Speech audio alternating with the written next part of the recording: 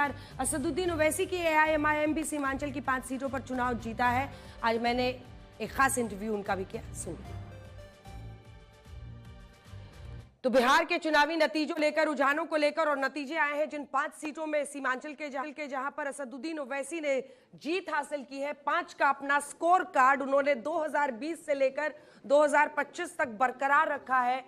असदुद्दीन ओवैसी साहब AIMIM के अध्यक्ष और सांसद इस वक्त हमारे साथ लाइव जुड़ रहे हैं। ओवैसी जी, वैसे तो बिहार के चुनाव में मैं वहां पर कवर करने गई थी और आंख मिचोली खेल रहे थे आप मेरे साथ। जब मैं पूर्णिया पहुंची तो आप किशनगंज चले गए, किशनगंज कोशिश की तो अब तक आप इधर पूर्णिया में कहीं पर सभा कर रहे थे। इंटरव्यू आपका नहीं हो पाया, लेकिन अच्छा है आज हो रहा है।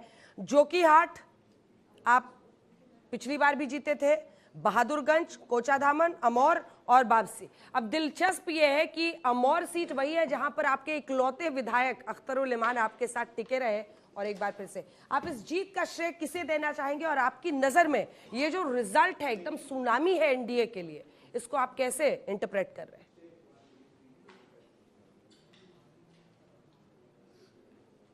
सबसे पहले तो मैं अल्लाह सुब्हाना ताला का शुक्रगुजार हूँ कि उन्होंने अपने फजल से अपनी रहमत हम पर बरसाई और सीमांचल की जनता का, वहाँ के तमाम वोटर्स का, हमारे पार्टी के स्टेट प्रेसिडेंट अख्तरुल इमान साहब का और जितने लोग महाराष्ट्र से इम्तियाज़ साहब आए, मुफ्ती इस्माइल साहब आए, शौकत यूपी से आए, सब लोग आए, कलेक्टिवली बलाला आए, सब लोग मेहनत किए और मगर क्रेडिट जाता है वहाँ के सीमांचल की जनता को कि उन्होंने हम दोबारा हमको कामयाब किया और उन लोगों को पैगाम दिया जो हमारे MLAs को तोड़ कर समझ रहे थे कि MIM ख़त्म हो जाएगी और ये रिश्ता ख़त्म हो जाएगा।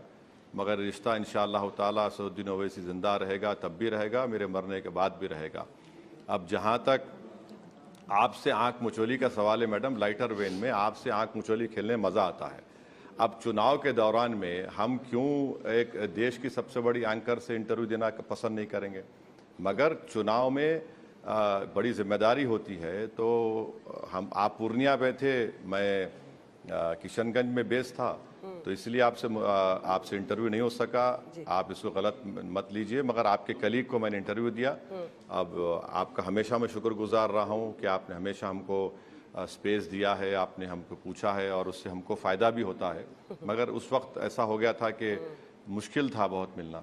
अब आते हैं असल सवालों पर, क्योंकि अभी तो वार्मिंग अप राउंड चल रहा था। बिहार की जनता का जो मैंडेट है उसका रिस्पेक्ट करते हैं। हाँ, अभी वार्मिंग अप राउंड अप चल रहा था। अब जो फिरकी आपकी पार्टी ले रही है कांग्रेस पार्टी पर, उस पर मैं शुरुआत करूंगा। हाँ, ये जो पोस्ट किया आपके AIMIM बिहार ने, आपने पढ़ा है? कांग्रेस ने वोट काट कर हमें भारी नुकसान पहुंचाया है, वरना हम 15+ सीट जीत रहे थे। आपको अब तक वोट कटवा कहा जा रहा था, बीजेपी की बी टीम कहा जा रहा था। अब आप कांग्रेस पार्टी को मतलब घाव पर नमक छिड़कने निकले हैं। उनको कह रहे हैं कि कांग्रेस वाले अब AIMIM का वोट काट रहे हैं।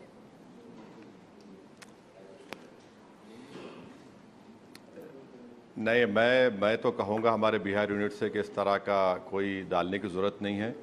जनता ने अपना फैसला सुना दिया है, वरना फिर हम में और दूसरों में फ़र्क क्या रहेगा? ये बोलते रहेंगे, अब हमको अपना काम करना है, जनता का फैसला है। अब उससे हम क्या कर सकते हैं? या बिहार की जनता ने नीतीश कुमार को मैंडेट दिया है, हम कंस्ट्रक्टिव उनको कोऑपरेशन देने तैयार हैं कि वो बिहार को और सीमांचल डेवलप करवाएं। अब इसका जिम्मेदारी हमारी थोड़ी है कि कोई जीते कोई हारे, हमारा काम लड़ना है, हम लड़ेंगे तो और जीतेंगे। अब हैदराबाद जुबली हिल में नवीन यादव कामयाब हो गए, हमको बड़ी खुशी हुई, हमने ओपनली उनका सपोर्ट किया। ये रेवंत रेड्डी की एज अ चीफ मिनिस्टर एक बहुत बड़ी कामयाबी है उनके लिए। आपने अभी कहा कि हम कंस्ट्रक्टिव कोऑपरेशन के लिए तैयार हैं। कई चिट्ठियां आप इंडिया गठबंधन, महागठबंधन को लिख रहे थे, उन्होंने स्वीकारा नहीं। अब आप चाहते हैं, कोई भागीदारी भी चाहते हैं क्या सरकार में एनडीए के साथ?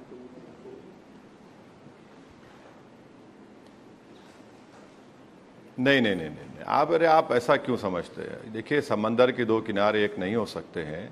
हम तो ओपनली एनडीए के खिलाफ लड़े, आज भी लड़े, कल भी लड़ेंगे, मगर सीमांचल की जनता के लिए, हमारे विधानसभा के डेवलपमेंट के लिए हम बराबर जाकर गवर्नमेंट्स के मिनिस्टर्स से, सीएम से हमारे को राइट है असेंबली में उठाने का और सवालात करने का, उनसे मुलाकात करके रिप्रेजेंट करने का, वो करेंगे हम, वो हमारी जिम्मेदारी है। मगर ये आइडियोलॉजिकली हम उनसे बिल्कुल अलग हैं। हमने तो 6 सीट जब लिखा लेटर अख्तर अली मान ने कहा कि हमको मंत्री पद मत दीजिए आप, तेजस्वी को हमने कहा था, हमको सिर्फ सीमांचल डेवलपमेंट काउंसिल का रेजोल्यूशन बनाइए और सीमांचल से इंसाफ करिए, यही हमने लिखा था। आज भी हम वही कह रहे हैं, हमको सीमांचल के डेवलपमेंट से मतलब है और रहेगा, क्योंकि वो भारत का सबसे पसमानदा इलाका है। वहाँ पर छोटे बच्चे इन्फेंट मोर्टालिटी से मर जाते हैं, वेस्टेड होते हैं 50%, महिलाएं मर जाती हैं।